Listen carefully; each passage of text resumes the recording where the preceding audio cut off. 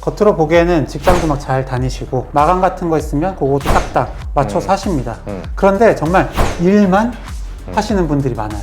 그러니까 퇴근하면 아무것도 안 하고 예, 주말에도 그냥 누워만 계시고 일 잘하고 있는데 네가 무슨 우울증이야 라는 걸 내가 나한테도 그렇게 이야기를 하고 있는 거예요. 그렇죠. 너 그렇죠. 출근 잘하고 있잖아. 일하고 있는데 네가 왜 우울증이야? 네, 저희끼리 반 농담 삼아서 얘기할 때 정신과 의사 관상 보는 직업이라고 하잖아요.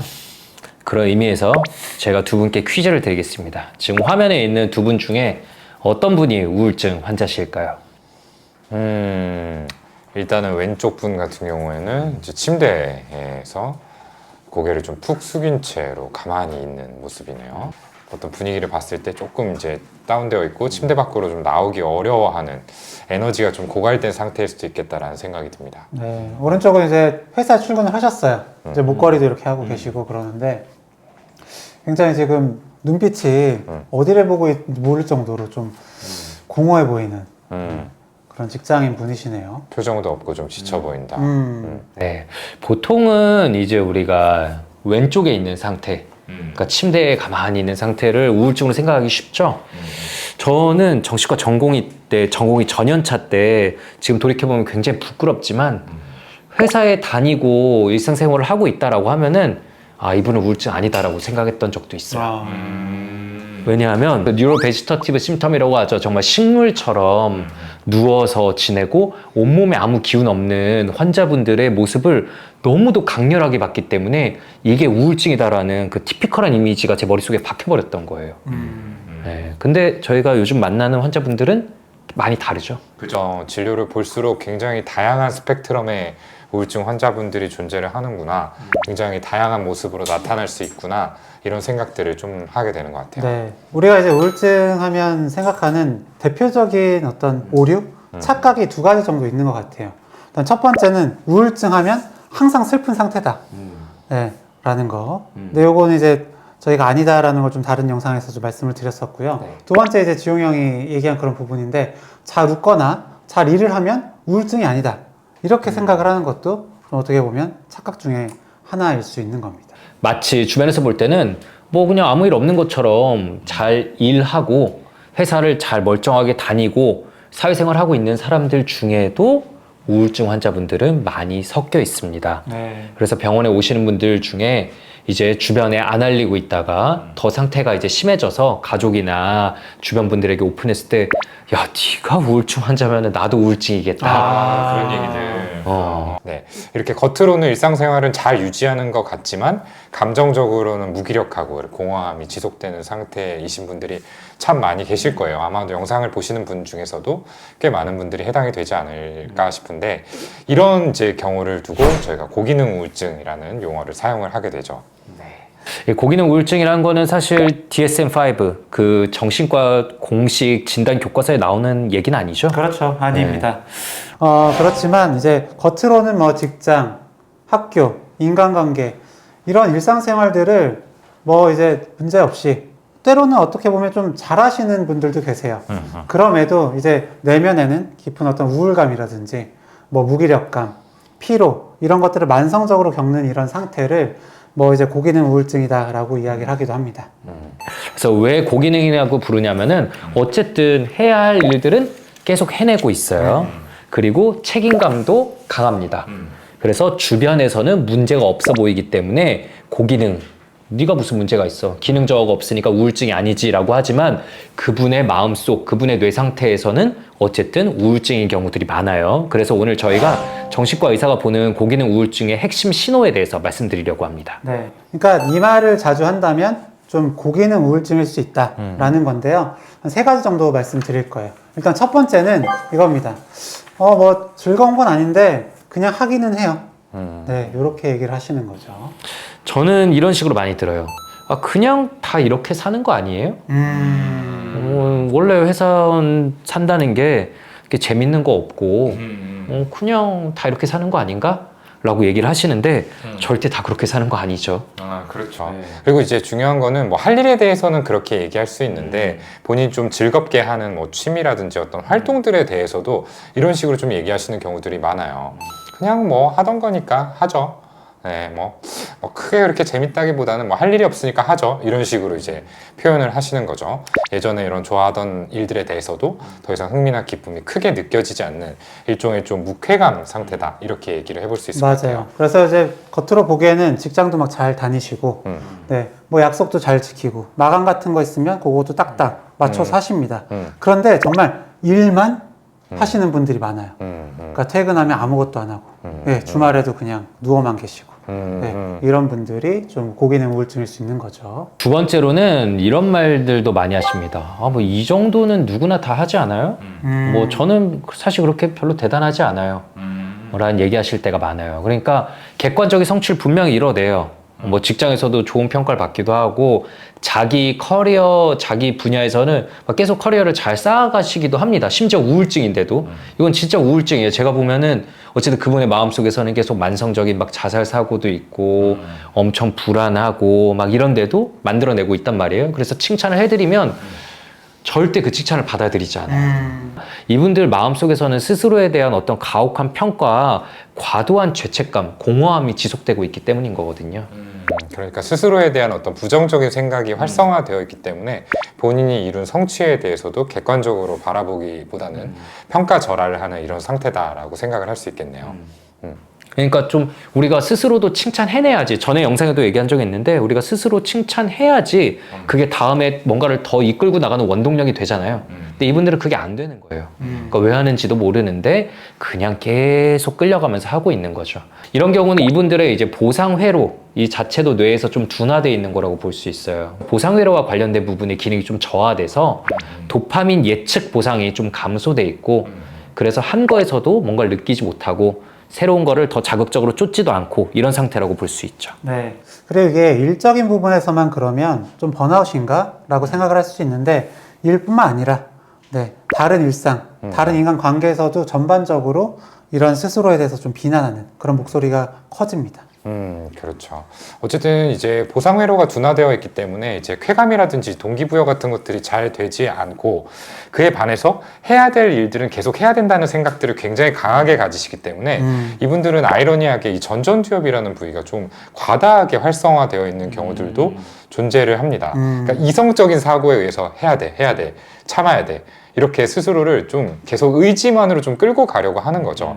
그러니까 우울증, 그러니까 현저한 우울증의 상태에서는 사실은 이 기능이 잘 작동을 못해요. 전전두엽의 기능 역시도 떨어져 있기 때문에 내가 아무리 의지를 가지고 동력을 내려고 해도 이런 것들이 잘 되지 않는데 이 고기능 우울증의 상태에서는 그 경계에 걸쳐 있기 때문에 어떻게 보면 스스로를 갈아서 이렇게 일상생활을 유지하는 거는 가능하지만 실제적으로 어떤 내적 동기가 우러나는 상태는 아니다. 이렇게 봐야 되겠죠. 아, 괜찮아요. 뭐, 제가 이 정도로 힘들다고 이야기해도 되나요? 힘들다는 표현을 평소에 거의 안 하고 지내시고, 이 정도는 뭐 아무것도 아니지 라고 했다가 진료실에 앉아서 갑자기 막 울음을 이제 터뜨리기도 하시고, 진짜 괜찮다고 생각했는데 왜 울음이 나오죠? 라면서 물어보시는 경우도 있습니다. 사실 병원에 와 있다는 것 자체에 대해서도 굉장히 죄책감을 느끼십니다. 제가 막 괜히 선생님 진료 시간 뺏어서 다른 환자분들 기회에 뺏는 것 같다 이런 얘기들도 하시고요. 맞아요. 그러니까 이게 실제로 다른 사람이 보기에도 너 일 잘하고 있는데 네가 무슨 우울증이야 라는 걸 내가 나한테도 그렇게 이야기를 하고 있는 거예요. 그렇죠. 너 그렇죠. 출근 잘하고 있잖아. 일하고 있는데 네가 왜 우울증이야? 라면서 계속 비난을 또 하는 겁니다. 그러니까 마음 한구석에서는 실제로 굉장히 힘든 감정들이 많이 올라와 있기 때문에 병원을 찾았음에도 불구하고 다른 한편에선 스스로를 비판하는 목소리들이 계속 들리는 거죠. 네. 그러니까 속에서 계속 상처받았던 그런 자아가 갑자기 감정이 확 올라오면서 우는데 본인에게는 너무 어색한 느낌이라 겪어본 적도 없고 스스로도 그 눈물의 의미를 해석하지 못하는 거고요. 네. 이런 경우들이 실제로 꽤 있습니다. 네. 그리고 저는 한 가지 더 첨언하자면은 이 주말이 그냥 순삭되어 버리는 분들, 저는 주말의 붕괴라고 표현을 하고 싶은데 주말에 갑자기 무너지듯이 아무것도 못하고 하루 종일 잠만 잔다라고 하시는 분들 있잖아요. 열몇 시간씩 네. 잔다가 네. 있죠. 이분들이 이제 고기능 우울증의 어떤 대표적인 사례가 아닐까라고 생각을 했어요. 주중에서는 어떤 식으로든 의지를 막 끌어올려가지고 버텨요. 누구한테 피해를 주고 싶지도 않고 내가 하던 것들은 잘 해내야 되기 때문에. 근데 주말이 되면은 그런 루틴들이 확 사라지면서 긴장이 풀리고 그럼 이제 무너져 버리는 거죠. 나를 이제 지탱하던 힘들이 싹 사라져 버리면서 그때는 진짜 이렇게 무기력감이 확 수면 위로 올라오는 이런 상태가 되곤 합니다. 맞아요. 일주 단위의 번아웃을 반복하는 느낌인데 그거는 우울증이라고 봐야 되지 않나 싶을 정도예요. 왜냐면 이분 삶의 대부분이 그냥 괴롭기만 하니까 네. 에너지도 만성적으로 부족하고. 맞아요. 정확하게 저도 번아웃과 감별할 때 번아웃은 그래서 주말에는 좀 뭔가 활동을 하시다가 일요일 밤부터 되게 힘들어지시거든요. 근데 우울증이라 그러면 그냥 주말 내내 그렇죠. 예, 쉬면서도 계속 힘들어지신 네. 거죠. 그리고 주말에 쉬면은 어쨌든 조금 더 회복이 되는 느낌이 있고 네. 그 순간에는 그래도 좀 편안하고 즐겁고 이런 느낌들이 같이 수반이 돼야 되는데 이 고기능 우울증이신 분들은 뭔가 쉬면서도 계속 피곤하고 뭔가 개운하지 않고 마음이 무겁다 이런 얘기들을 또 계속 하시잖아요. 맞아요.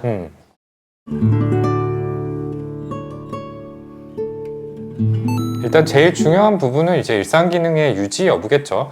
저희가 이제 어떤 우울증뿐만 아니라 정신과 질환을 진단하는 데 있어서 굉장히 중요한 부분이 직업적 사회적인 기능을 유지할 수 있느냐잖아요.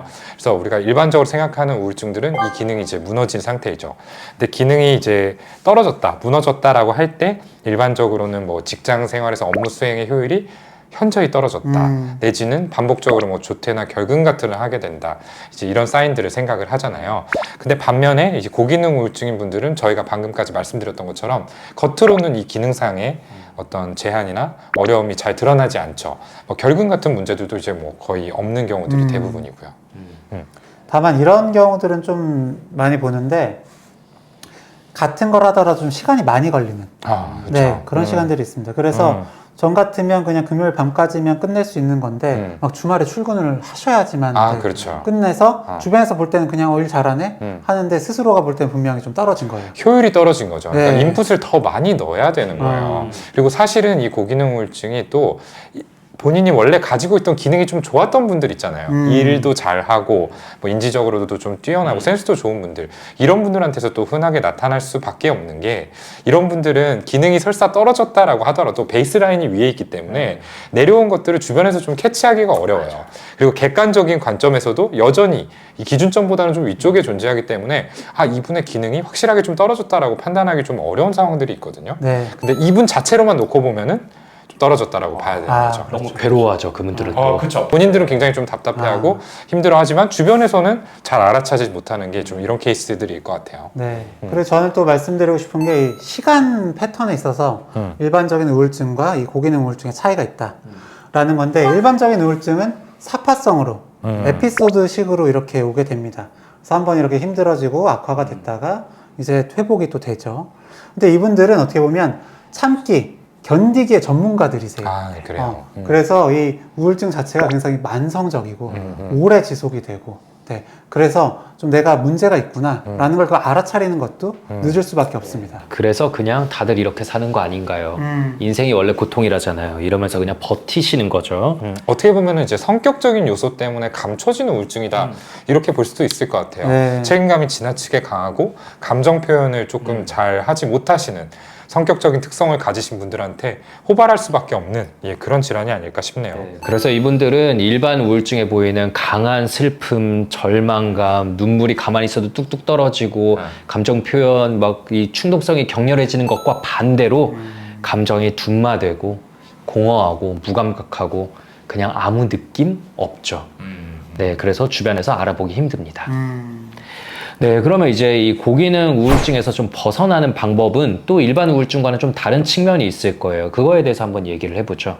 이분들이 자주 하시는 말씀이 있습니다. 제가 뭘 해야 좋아질 수 있을까요? 네, 거든요. 그러니까 기본적으로 뭘 하셔야 되는 분들이신 거예요. 그렇네요. 네, 그래서 이분들한테는 지금 뭘 하시는 것보다 뭘 좀 안 하시는 게 더 중요하다.